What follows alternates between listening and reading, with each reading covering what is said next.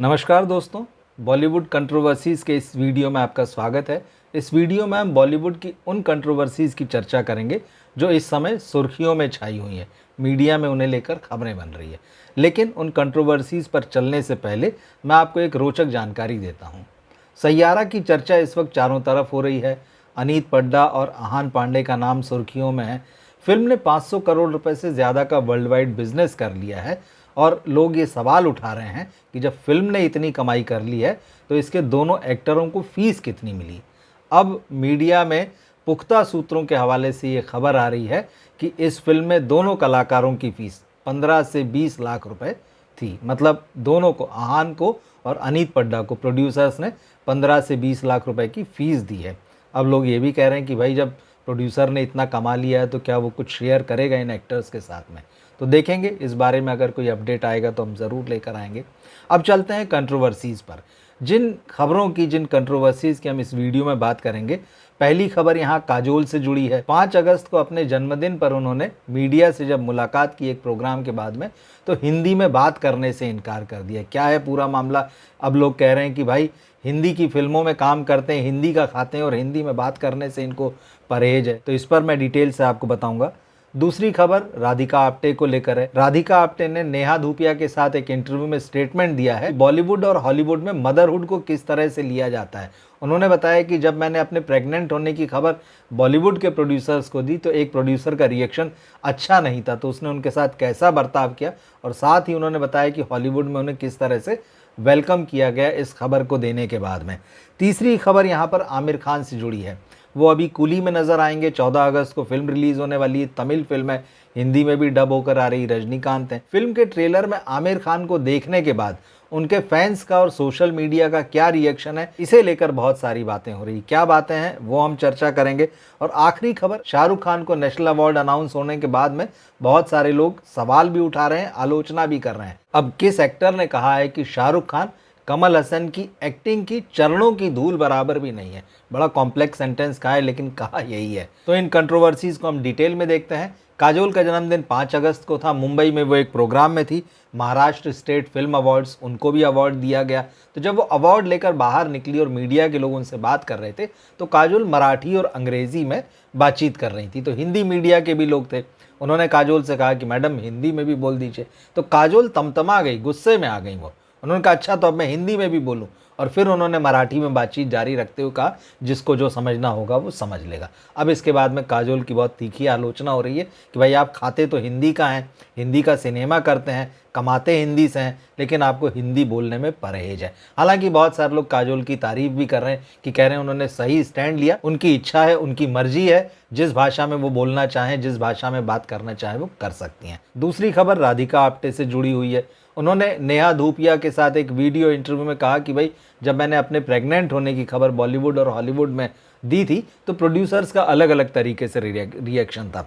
बॉलीवुड के प्रोड्यूसर्स बहुत खुश नहीं थे इस बात से। उन्हें लग रहा था कि हमारी फिल्म कर रही हैं और इसी दौरान वो प्रेग्नेंट हो गई हैं, जबकि हॉलीवुड के प्रोड्यूसर्स इस बात से बड़े खुश हुए थे। तो राधिका ने बताया कि बॉलीवुड फिल्म की शूटिंग के दौरान उनको टाइट कपड़े पहनने को दिए गए। जब वो अनईजीनेस फील कर रही थी सेट पर प्रेग्नेंट होने की वजह से, तो भी उनको डॉक्टर से कंसल्ट नहीं करने दिया। तो उनका कहना था कि बॉलीवुड और हॉलीवुड में एक्ट्रेस के मदरहुड को लेकर, यानी माँ बनने के मामले को लेकर अलग अलग तरीके से देखा जाता है। उन्होंने कहा कि भाई हॉलीवुड फिल्म जिसकी मैं शूटिंग कर रही थी, वहाँ जब मैंने बताया और मैंने डायरेक्टर से कहा कि भाई इन दिनों मैं बहुत खा रही हूँ, तो हो सकता है कि फिल्म ख़त्म होते होते मैं जिस शेप में अभी दिख रही हूँ वैसी ना रहूँ। तो उन्होंने कहा कि तब भी उस डायरेक्टर ने हंसते हुए कहा कोई बात नहीं, आप जैसी होंगी हम फिल्म में वैसी ही दिखाएंगे। तीसरी खबर आमिर खान से जुड़ी हुई है। हाल ही में उन्होंने यूट्यूब पर अपनी फिल्म सितारे ज़मीन पर को रिलीज़ कर दिया है। 100 रुपये में आप देख सकते हैं। लेकिन अब 14 अगस्त को वो तमिल फिल्म कुली में नजर आएंगे। फिल्म में रजनीकांत हैं, नागार्जुन हैं, लोकेश कनगराज इस फिल्म के डायरेक्टर हैं।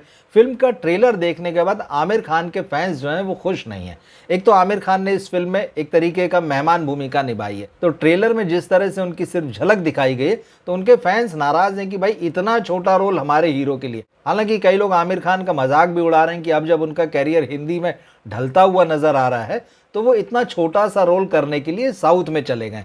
अब वो फिल्म आएगी तब हमको पता चलेगा कि आमिर खान का रोल कैसा है, लेकिन इस मामले को लेकर आमिर खान के फैंस और उनकी आलोचना करने वाले या उनका मजाक उड़ाने वाले, उनके मीम्स बनाने वाले सोशल मीडिया में भिड़े हुए हैं। और एक खबर अभी ये भी आ रही थी कि कुली के हिंदी वर्जन को हिंदी बेल्ट में मल्टीप्लेक्सों में ठीक ठाक जगह नहीं मिल रही, शाम के शोज़ नहीं मिल रहे हैं, खासतौर पर पीवीआर का नाम आ रहा था। तो बताया गया कि भाई आमिर खान ने इस मामले में हस्तक्षेप किया है, खुद फ़ोन लगाया है मल्टीप्लेक्सों में पीवीआर को और कहा है कि भाई फिल्म को शोज़ दें। मगर फिर बाद में आमिर खान के सोर्सेज के हवाले से ये खबर भी मीडिया में आ गई कि ऐसी कोई बात नहीं है, हम किसी तरह से इस फिल्म के डिस्ट्रीब्यूशन से नहीं जुड़े हैं और ना ही आमिर खान ने किसी को फ़ोन लगाए हैं। आखिरी खबर शाहरुख खान को लेकर।